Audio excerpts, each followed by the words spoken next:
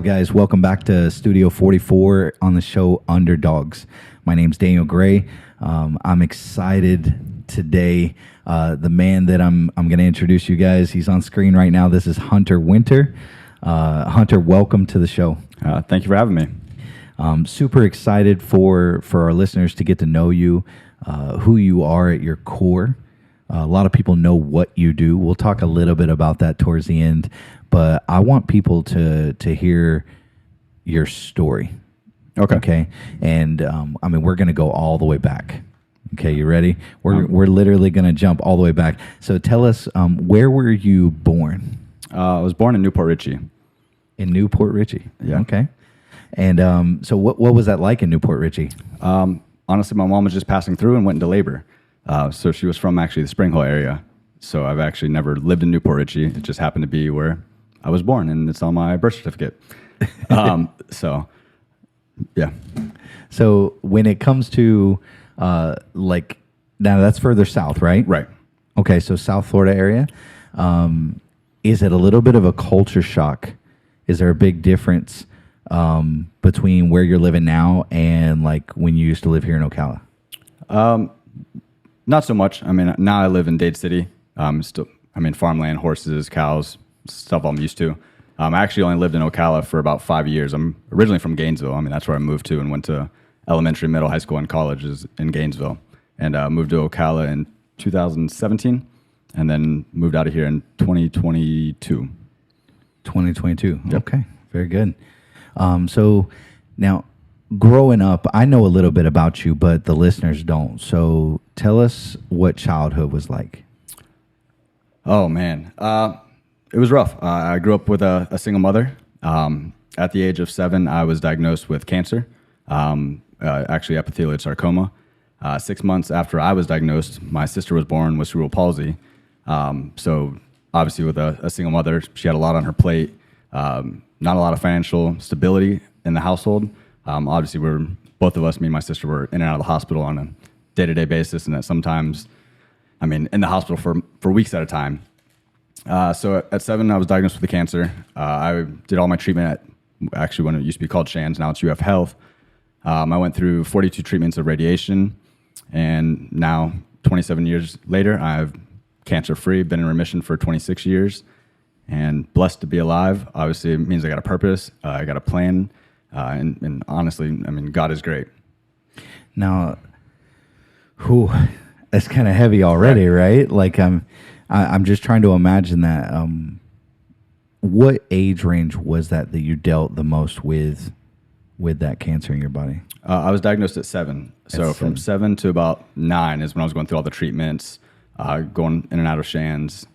Luckily, I remember bits and pieces. I'm honestly kind of happy that it was when I was younger and I don't remember everything. Because, just couldn't even imagine being diagnosed now and trying to go through that and on top of everything else I'm doing. It'd be a lot to handle and it'd be a lot. Yeah. It's hard for people to imagine that haven't experienced that, including myself. Like I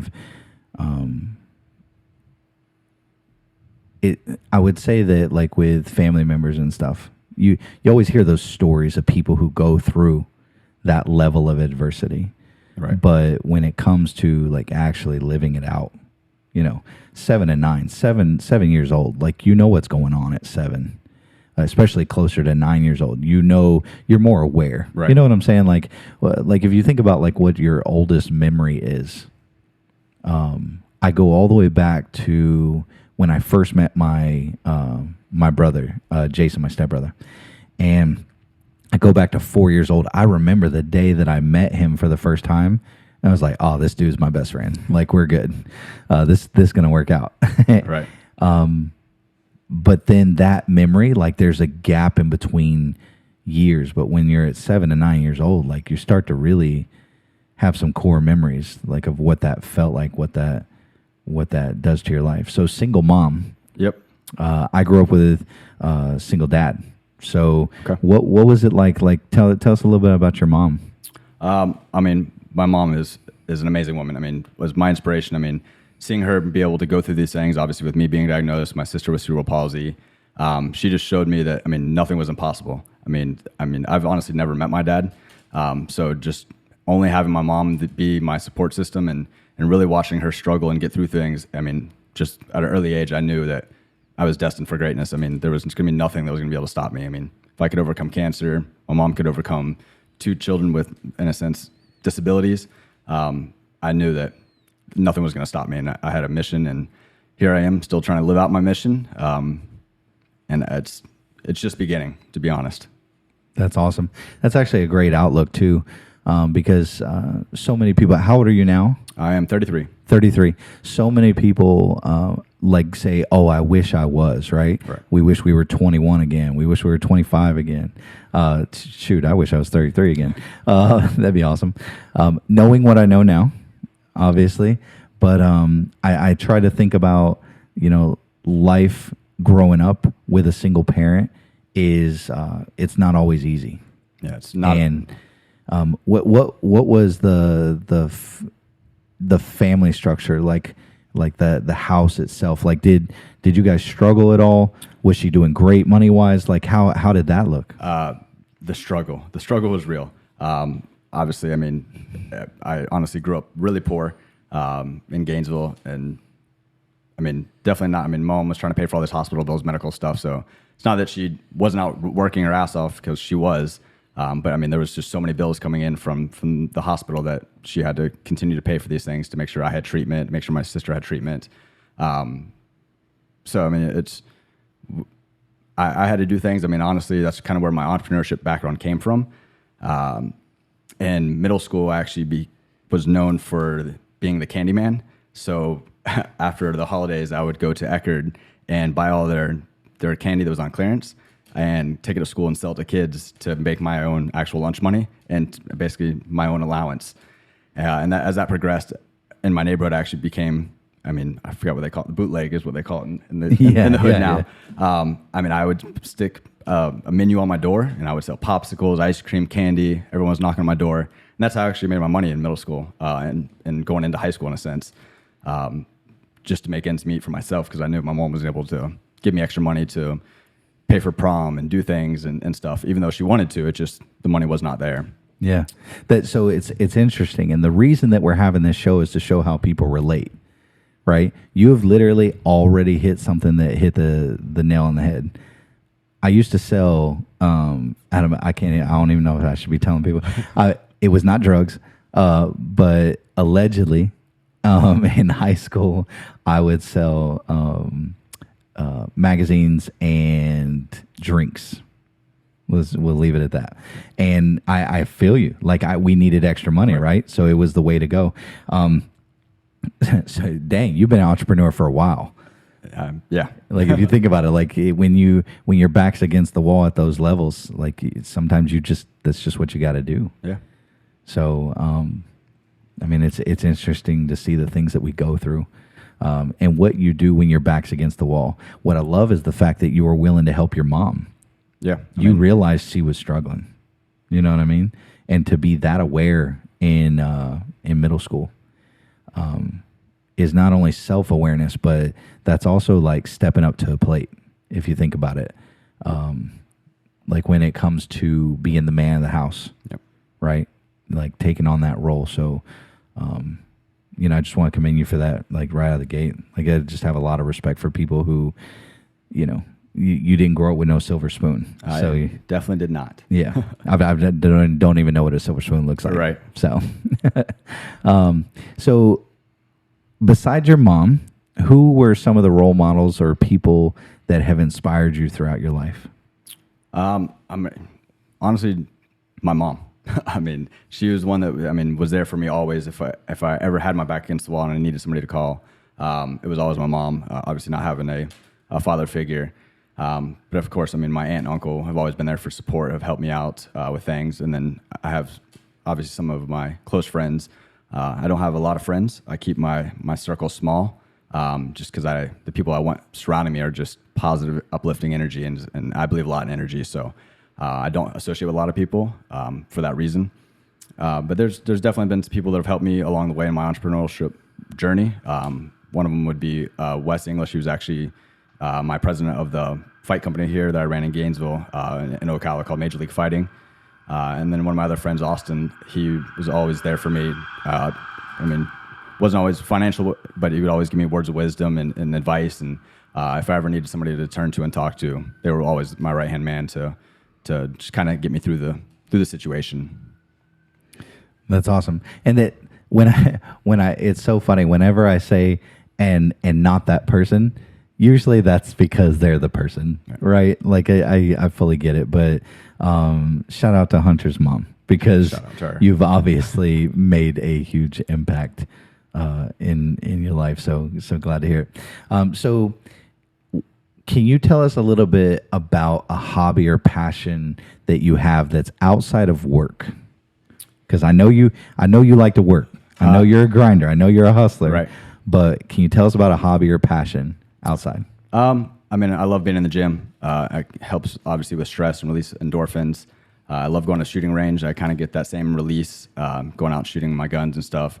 And then obviously I love investing in crypto. And even though markets are not the greatest right now, it kind of keeps me involved in the market and whatnot. Very cool. Very cool. I know there's a lot of people, and we will never give financial advice. Make your own decisions. Yes. It's your money. But I think it's really cool, your knowledge of those markets and the things that you're involved with. It's been an inspiration to me already.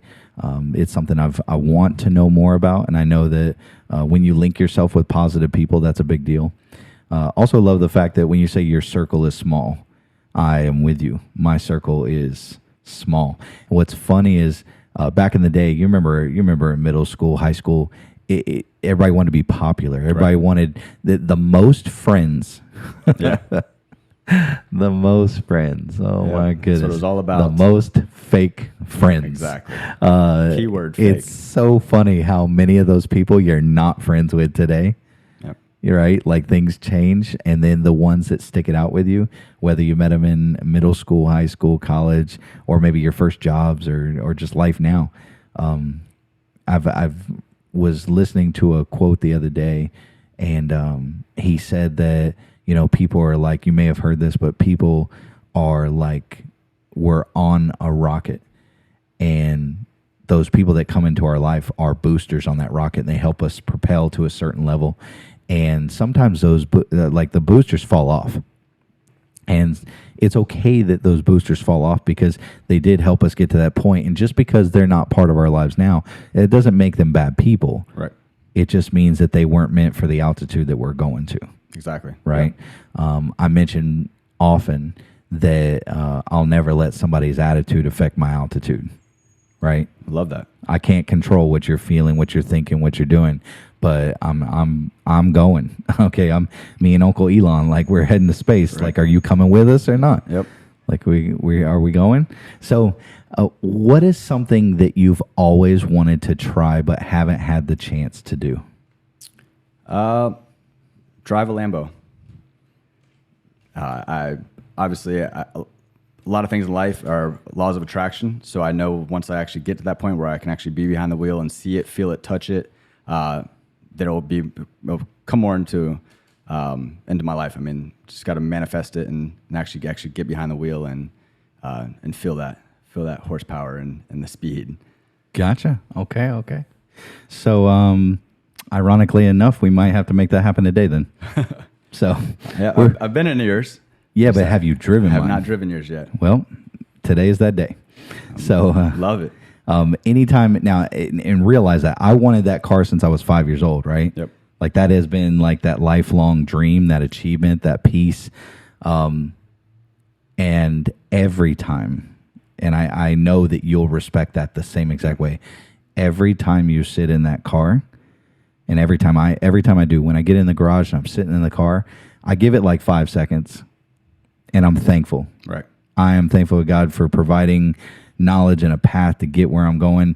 And I'm not at my destination by any means, but for that to be just one level of that achievement, I'm thankful. Yeah. And it could go away tomorrow. Know that, like, it's only temporary. Yeah. The other, was it Tyson Fury? Yeah. Was it Tyson that said, we're on this earth? He says, I don't give a crap about things. He goes, these things are just borrowed. When we die, they all go away anyways. Yep. So That's real. yeah, it's as real as it gets. So how do you like to spend your weekends? Because let's take away from work, because you work a lot, but how do you like to spend your weekends or maybe some of your free time? So, I mean, honestly, with work, I have every other weekend off, and the weekends I do have off, I'm with my daughter. So, I mean, I never like to sit at my house with my daughter. I mean, I like to take her to do things, the zoos, I mean, bounce houses, playhouse, I mean, all over. I mean, I'm honestly trying to provide her a life that I never had, and really watch her grow up and experience these things. And I also get to kind of relive my childhood and have fun and really see happiness and be the dad that I never had. And honestly, my free time is honestly with her, always. And if not, I'm in the gym. But pretty much, if I'm not with her in the gym, I'm at my house. I mean, writing down goals. I mean, manifesting things, doing research on different things in the market, anything to continue to grow and level myself up. And I will say that right now, you're an amazing father. I appreciate that. And what I love is that now, knowing a little bit more of your story, I'll tell you right now, you didn't need a dang father to be a good father. No. You actually had the best example of how to be a good father, is to be there, be present. I follow your social media. I mean, that little girl's, she has some fun. You know what I'm saying? Does. She is a princess, and she gets to have fun because her daddy takes her everywhere. Yeah, she so definitely a daddy's girl. Yeah, that's good. That's good.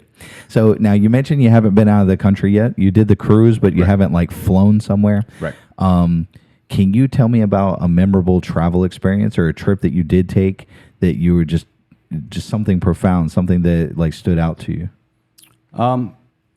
I just flew to Gatlinburg last Christmas with my daughter. It was a daddy-daughter trip, and just being able to be there and do these things with her. I mean, take her on her first plane ride and let her experience what it's like to be on a plane.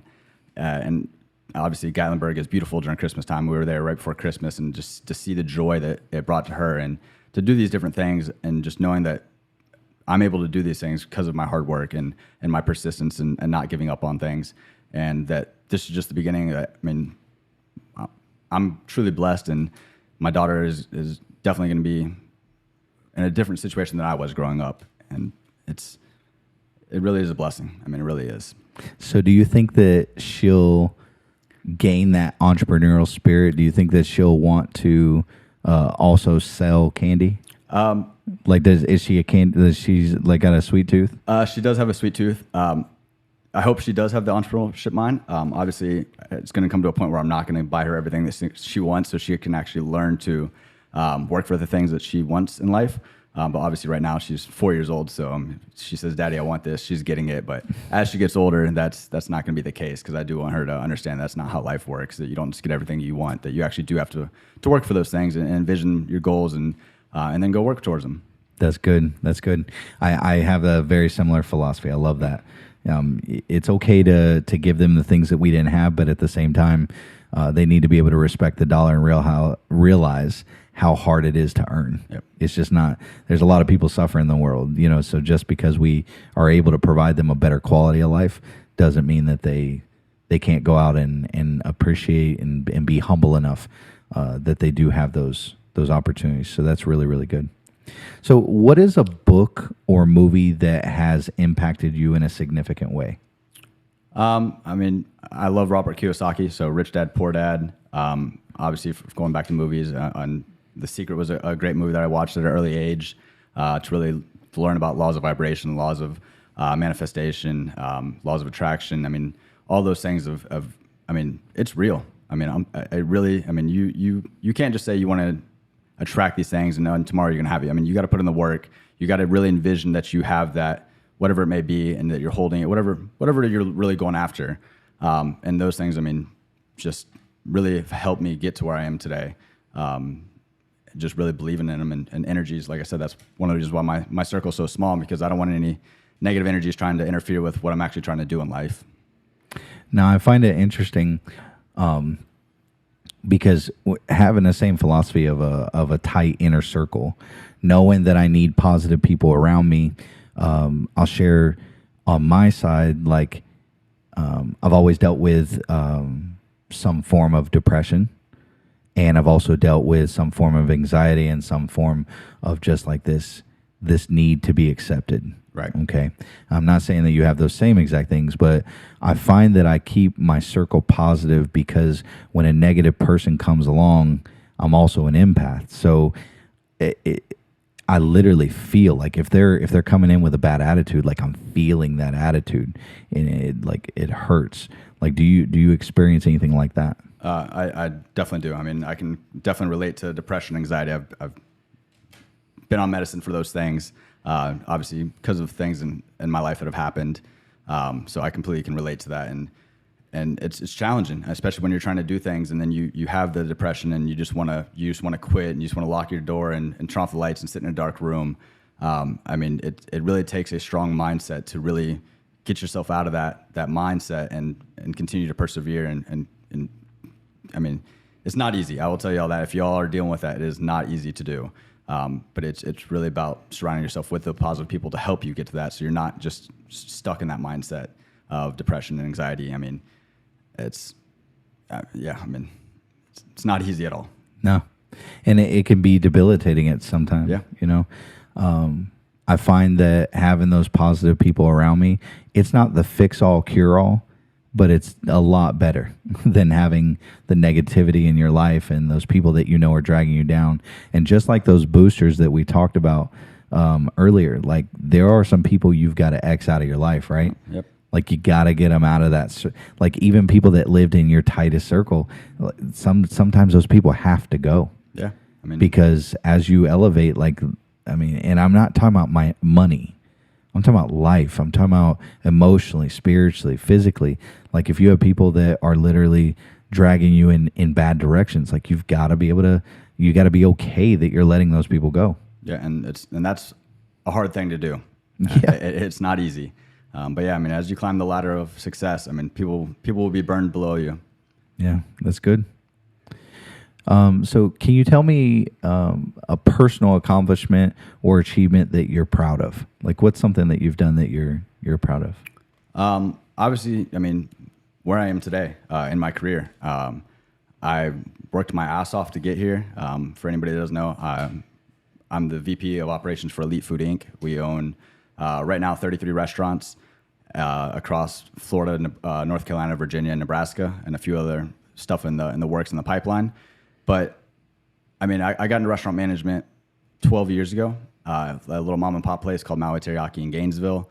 Eventually went on to work for Yum Brands and Pizza Hut, and then 8 years ago moved over to Wing House and as an assistant manager. And I mean, just over the last 8 years, just continued to grind and work my ass off. And about 2 years ago is when I got moved into the regional manager position, and then eventually became the director of ops for the company, and then became the VP of the company and took on other brands. And I mean, that just shows that, I mean, hard work really does pay off. I mean, as long as you put in the work and you don't give up on things. I mean, I've seen people that just give up too soon. They get to that stage of temporary defeat and they quit. And you can't quit. I mean, it's not going to do anything for you. So you really just got to know that this is just a barrier in the road, and you just got to figure out a way to get around the barrier. Did you ever see yourself in the position you're in now? I didn't see myself with all these different restaurants. I definitely saw myself working in corporate for a restaurant. But I mean, I did not see myself where I'm at now. And I love it. It just makes me grind harder and work harder to basically prove that I deserve to be where I'm at.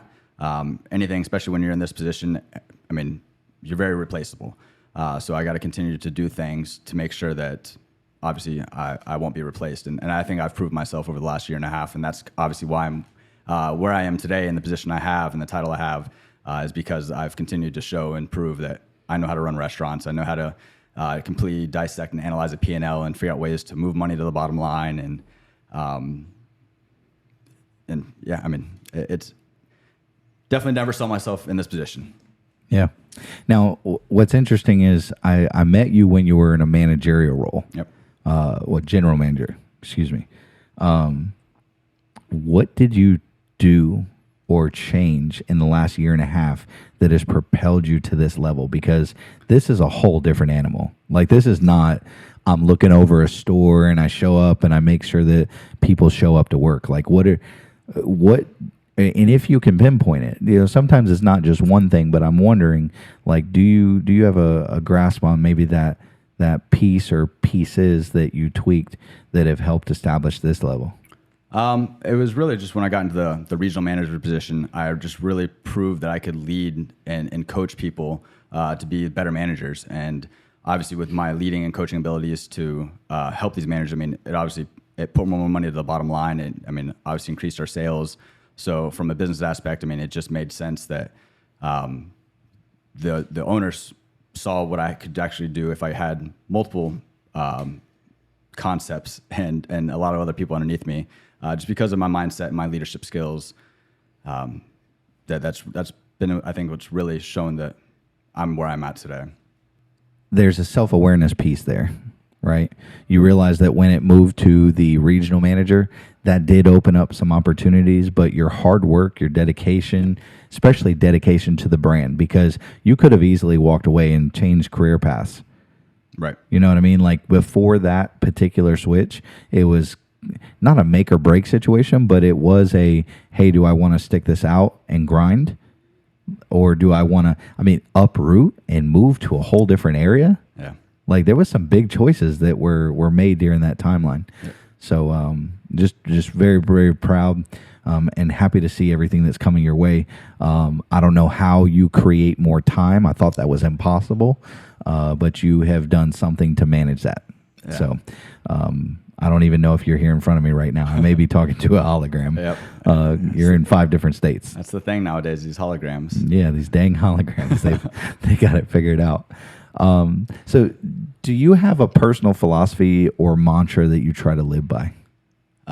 Just tomorrow's never promised. I mean, work hard today because you don't know. I mean, things can happen tomorrow that just are unexpected. So, I mean, I try and give 110% every single day. So if anything was to happen, God forbid, I at least know that I was always giving it my all.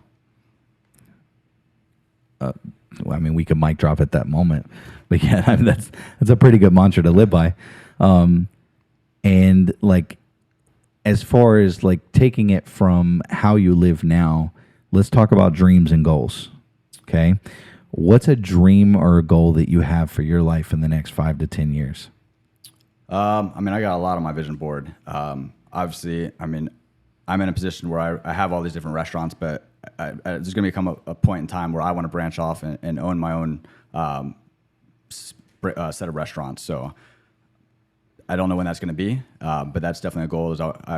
I love working for the company I work for, and they know that as well, that at some point that I will own my own restaurants and to kind of get into the franchising space myself. That's probably a 5-year goal. I want to continue to work for the company I work for and learn as much as I can. I mean, these owners are amazing. I mean, they know so much about the restaurant space and ways to do things and to obviously generate more money to the bottom line. And everyone thinks there's all this money in restaurants. I mean, the margins honestly in restaurants are so small. The real way to make money in restaurants is you got to have multiple units. You can't just have one unit. I mean, if you're just a mom and pop owning one location, I mean, you're making ends meet, but you're not really putting that much money into your pockets where you can set up your kids' college funds and stuff like that. So eventually, I'd love to own a bunch of restaurants. Obviously, I'd want to get into franchising. So whatever restaurants I get into, I obviously want to be able to franchise them out and collect royalties from them. So at some point in my life, I can sit back and retire and just live off of my royalties. It's a great idea. Absolutely, especially when it comes to multiple restaurants, because there may be listeners out there right now wondering, how can I do that? So I want to encourage people to reach out to Hunter as well. You're an open book. I am. Like, you're not afraid of competition. No. You're not afraid of. We may not even know the meaning of the word anymore. The fact is, there's going to be people that want to do business with you and not business with the other guy, and vice versa. So I love the fact that being an open book means that you're not afraid to share, and it's such a vital piece in growth. Like, if you keep it to yourself, if you keep all this knowledge to yourself, it's going to go nowhere. Right. So sharing it and is absolutely the fastest way to help change others' lives. And I fully believe that we can't go to those levels unless we bring some people with us. 100%. Yep. So I'm going to do a little section called Rapid Fire. Let's do it. Okay. Now, I want you to be thinking of favorites. Okay. Favorites. Okay.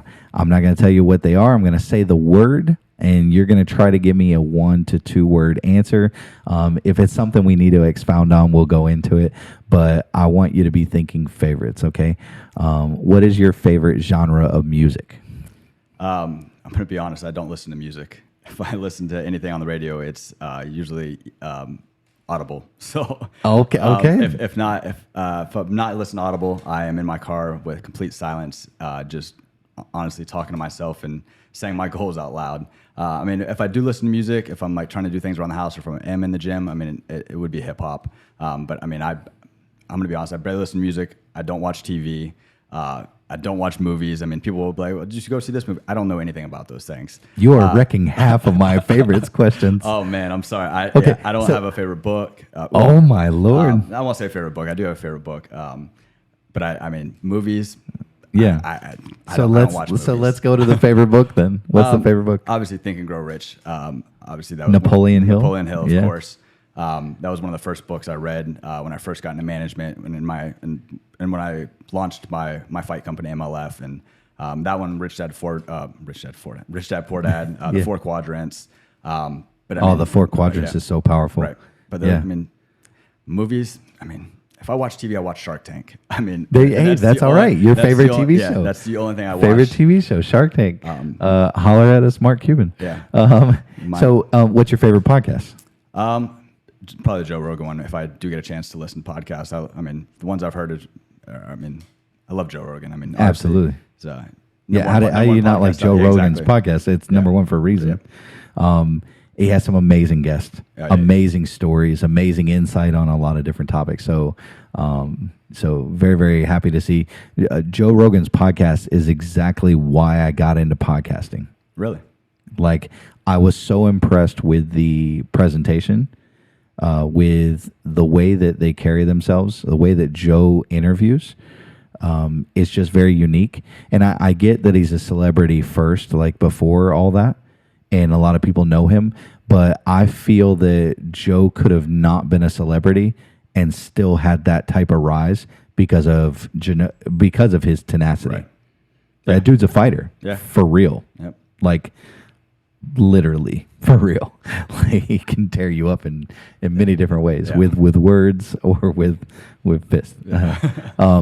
Now you mentioned your fight company earlier as well, so I want to go, what is your favorite mixed martial artist? It would be John Jones, who's actually making his return not this weekend but next weekend. John Jones, I love that dude. Like, massive power right there. Yep. So what's your favorite, like, knockout or submission? Like me personally? Yeah. Obviously, back when I used to fight, I mean, the guillotine was my go-to. I mean, my background was in wrestling and stuff. So once I started learning jiu-jitsu and stuff and realized that people wanted to try and take me to the ground, I mean, that's when I was okay. I mean, I'll stand and throw a punch with you, but when you want to try and take me to the ground, that's my specialty. And learning how to choke people out was fun to me. I was just about to ask, because not everybody knows what a guillotine is, right? In mixed martial arts. So like what do you do to that person? I mean, I don't know if you want me to. I mean, hand behind the head, and then you're gonna do this, and obviously you're gonna pull guard and wrap your legs around them and squeeze as hard as you can. And so like you were squeezing around their neck. Yeah. Like you were cutting off all their air and just they're out? Then they're out. Oh, my God. Unless they tap, which a lot of the fighters do tap these days. I mean, well, I ain't trying to die. Right. I mean, you won't die. You'll pass out and you'll wake up. You just pass out and wake up. Okay, I was about to say, can you go too hard? Like, can you choke to a point where, I mean, is there too much, or how do you know when to quit? Like, if they don't choke. I mean, that's why I'm sorry, not choke. If they don't tap out? Don't tap out. That's why we have, obviously, in the sport of MMA, I mean, great referees. I mean, that's their job, is safety of the fighter. So I mean, usually if you're in a chokehold, I mean, they're sitting there trying to talk to the fighters. Can you breathe? Can you hear me? I mean, give us some kind of signal. And if they're not getting anything back from the fighter that you're trying to submit, I mean, they'll lift the hand and see if the hand just flops. And if it does, obviously they're going to stop the fight right then and there. But they'll give you a couple chances if you're the one getting choked out to respond and let them know that you're okay. If not, they're just going to call the fight, and that's going to be it. Gotcha. Favorite toy as a child? Favorite toy as a child? Oh, man. I didn't say they were going to be easy. Yeah. I mean, I would say football. I mean, I played outside. Right? I mean, like I said, I mean, I've never been one to be in my house all the time and watch TV and stuff. I always wanted to be out and about and doing things. And growing up and stuff, I mean, when I was going through my cancer and stuff, that's when I was really hanging out with a lot of people. And obviously, we love to go out and play some street ball in the streets and keep us busy. And but then it also led us to some trouble. Of course it does. So. Well, what's very interesting, by the way, is we used to get locked out too. But like my aunt would watch us, and we would literally get locked out. She would be like, as soon as the sun came up, like we got kicked out the front door got locked. We went and played in the mud, and run around in puddles and stuff, and just getting banged and bruised up. And I don't know, like you just played outside back in the day. You know what I mean? So with that said, though, do you have a favorite video game console? I do not. I mean, because if you don't watch movies and don't listen to music, you probably don't game, do you? I do not game either. Gotcha. So if I said Xbox or PlayStation, it means. I mean, I've played more Xbox. Okay. All right. So I have played Xbox. Probably the last game I did play was probably Fortnite. As sad as to say. There we go.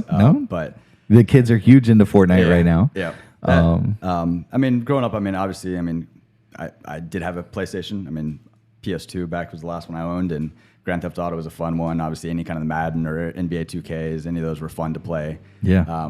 But yeah, nowadays, all right, well, good. At least you said Xbox now. We can still be friends. All right, cool. So that's good. That's good. PlayStation has good graphics. I'll put it that way. But I didn't start liking PlayStation until PS5 because they now made their controller look like an Xbox controller. And before that, you had to have tiny hands to play PlayStation. So I'm just going to go there. Did you? So that covers our video games. Do you have a favorite brand? Like, I mean, do you have a favorite? I know you're a watch guy too. Like, do you have a favorite watch brand? I mean, I like all kinds of watches. I mean, I always go back to time is money. So obviously, I have a Movado one now, but Rolex is a great watch. I mean, tags. I mean, APs. I mean, any kind of nice timepiece, I do appreciate. Gotcha. Gold or silver? Obviously, I do have a lot of gold. So I used to only wear silver growing up, but then I kind of got into the gold, I don't know, 5 years ago. And that's because you finally started making money. Yeah, that's what it was. When we're selling candy out of the backpack, you got to go with some silver, right? That's true. Very good. This man will be wearing platinum next year. He'll be switching it up. You own 5 restaurants and be wearing platinum. That's my forecast. Love it. The beach or the lake? Definitely the beach. Why? I just had more experience at the beach. I mean, I've only probably been on a lake, I don't know, a handful of times, not probably more than 5 times. Obviously, beaches were always more accessible to me. I mean, living down here, there's beaches everywhere, especially being in Florida. So, also, I mean, get to take my daughter to the beach and spend time, but I guess I could take her to a lake, but there's no beach, no sand that she can build sand castles on. So, I definitely would say a beach. Great answer. So let's go NFL or college football. College football. Favorite team? The Gators. Okay, go Gators. Go Gators. Favorite? Well, the thing that I love, by the way, about college more than NFL is that in college they want it more. Exactly. I feel like in NFL they just stop running, or they like. I don't know. It gets weird. Like, I feel like right now, do you think that the refs are rigging the games? It really looks like Did you watch the Super Bowl? I did. I mean, what is your take on that? I mean, it really does. I mean, it makes really people think that it's scripted and things like that. And it just, I mean, you won't see these things in college football. So I don't want to say it is rigged because I don't truly allegedly know. But yeah, I mean, it's not looking good. I mean, for some of these calls and things they're getting away with, and all I feel like stuff, we're watching like WWE. Yeah, I mean, it's Like, I feel like they wrote the whole story and like this is how it's supposed to be. yeah. I don't know. You and But a million other people, we all think that. So, NFL, Yeah. we all think that. yeah. You know, please help us out. Make it look like college again. Yeah. Do you have? Do you like art? Like, do you have I any? mean, I don't have any preference. Obviously, I love this piece that. Oh, thank you. Thank you. EJ did behind you, right? Yeah, EJ? that was a gift. A EJ gift, yeah, Nieves right, did yeah. that for me. Yeah. So I definitely appreciate it. Yeah. And I've been to some art museums and stuff. Just seeing those pieces. I mean, Yeah. I don't own any art. EJ, I'm gonna have to hit you up. Yeah, there we go. To get some in my house. But I definitely do appreciate the art and what people do put into it. I mean, it definitely takes a creative mind to really put these pieces together. Yes. And not everybody has that talent, and it's No, that's It's for special. sure. I've seen some middle school artists that are grown men recently, but no, EJ's art. You're 100% right. That was actually a gift for my 40th birthday, oh nice. and I'm telling you right now, like EJ's art's going to a whole different level. So like that piece behind you, I don't even want to know what that would have cost like retail, Right. Because his retail prices, like it's just going up and up and up. But so that's I think we're done with our rapid fire, so you can breathe easy. You made it through.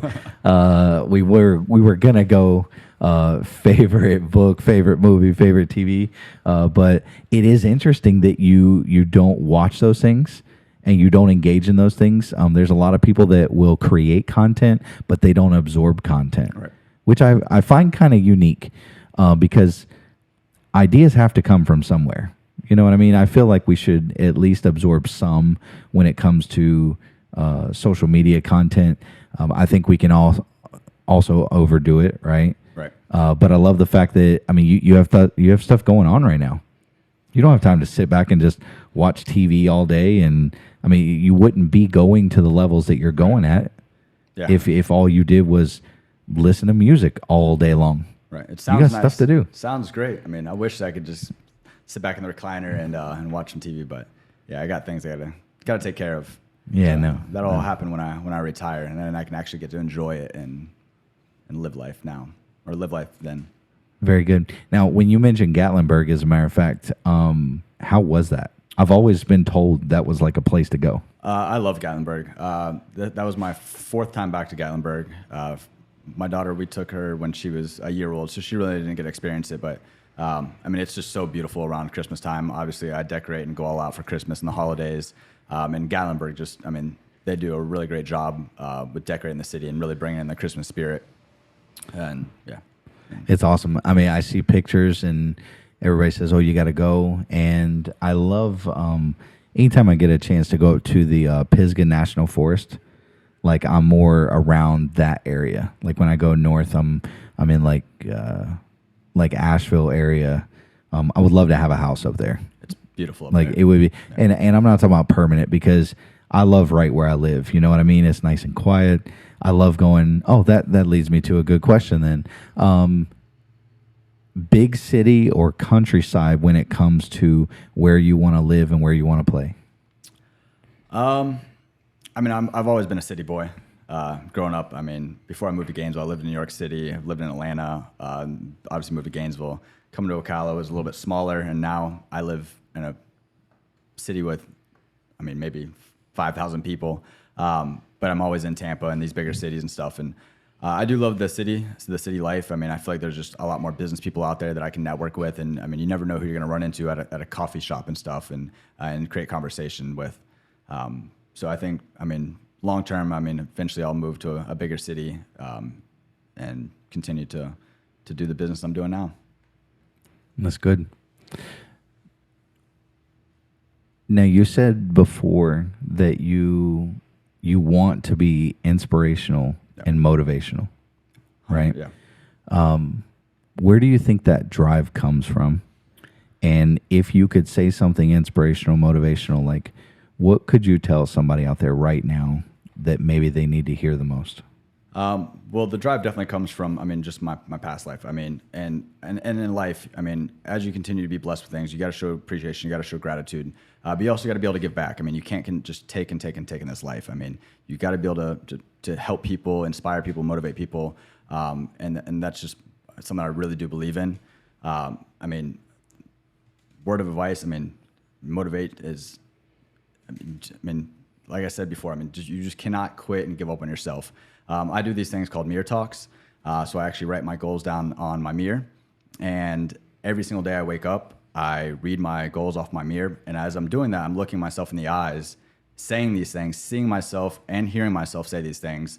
And as I accomplish these goals, I go back to my mirror, wipe off the goal, and when you go back to the mirror and you've accomplished that goal and you say it out loud, and just that gratitude and that feeling that you see in the mirror when you're looking at yourself is just amazing. Because as you say your goals, I mean, there's nobody else you want to let down. I mean, you can let down anybody else, but you can't let yourself down.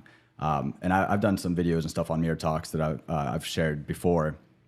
But I mean, a lot of people have vision boards. I mean, I have vision boards as well, but my mirrors, I mean, as I'm brushing my teeth, I get done and I say them out loud, and as I accomplish them, I go back, and it's just seeing the joy, the happiness. I mean, all that stuff all the hard work and time that you put into it. I mean, it's just, there's really no other feeling out there that I think is better. Now, positive affirmation is nothing new. No. However, I do feel like growing up that there was always a stigma, and a lot more with men, that we can't be emotional, that we can't, we just have to suck it up, right? Right. So being able to look in the mirror and be able to give yourself those affirmations, like we're doing something like in that moment, you're connecting with yourself at a deeper level. Yep. You are literally telling yourself, we are going to do these things. Yep.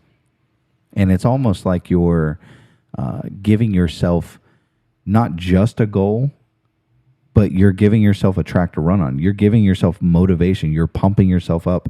And what's great is it didn't take somebody else to do that for you. No. You have the power and the control right now to take yourself to that level and really accomplish those things. I love the fact that you, when you've reached the goal, you wipe it away. Yep. And I replace it with a new goal right then and there. I think of something and I put it on my mirror. Because some people, I love this. My wife's a Capricorn, okay? Loves lists. Loves them. So when she writes a list, she erases it, just like you're saying. Now, a lot of people, like me, I like check marks. Some people like to scratch the goal out. And there's something about that physical action of erasing and checking and striking through that goal. There's something about that physical action that is so fulfilling. Yep. And at the same time, I love the fact that you take it to another level and you immediately put a goal in that place. Because you're saying, I've got this, because you know that there's only so much room in our heads. We have a lot of stuff we want to accomplish in this life, but if it's in our heads, it's taking up space. So you're writing it down. So it's already out there in the world. You're speaking it into existence. You're accomplishing your goal, physically wiping the goal away, and immediately challenging yourself again that if it was 3 restaurants now, it's 5 restaurants in 6 months. Yep.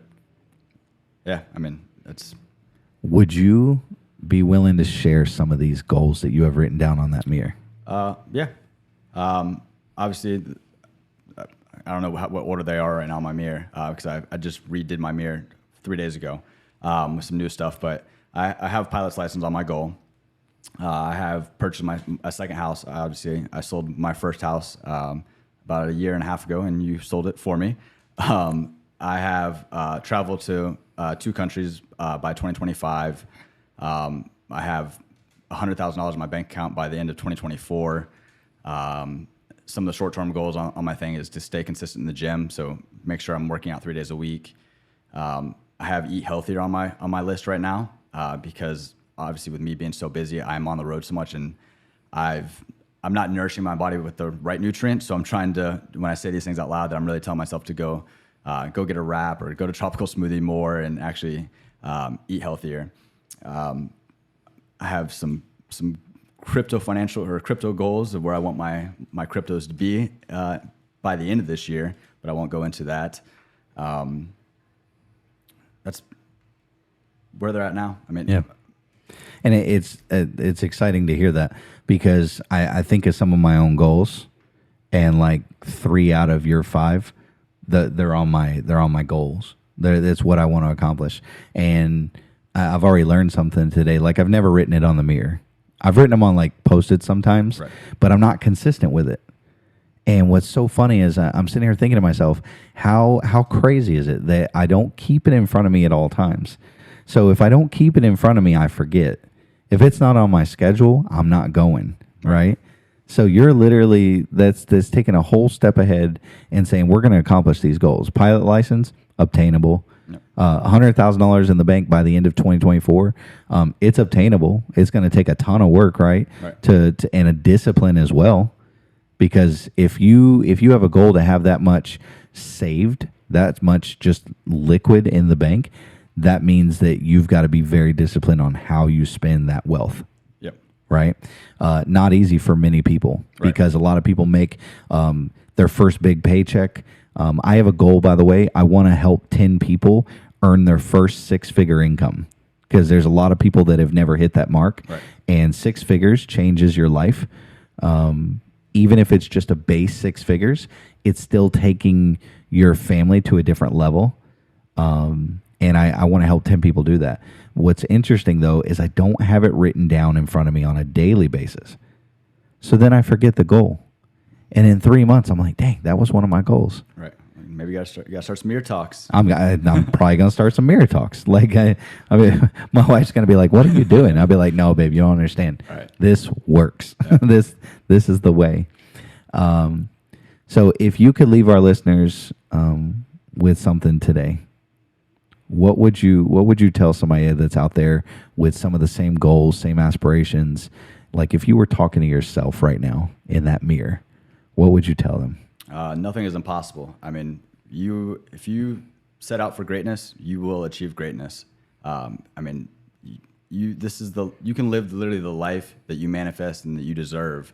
But you got to believe in yourself. I mean, you really do. And I always go back to not giving up. I mean, so many times people just give up too soon, and it just takes. I mean, there's go a few extra steps, and that could be what takes you to the next degree in life. That's amazing. Well, I want to thank you very much for coming on today. I want to thank you for taking the time to share a little bit about who you are and of your underdog story. And that's the goal with the show, is to get to the core of you. So, Hunter, thank you very much. I hope you have a great day. For all of you listening out there, I hope you enjoyed our episode. And remember that love wins, period. Appreciate you having me.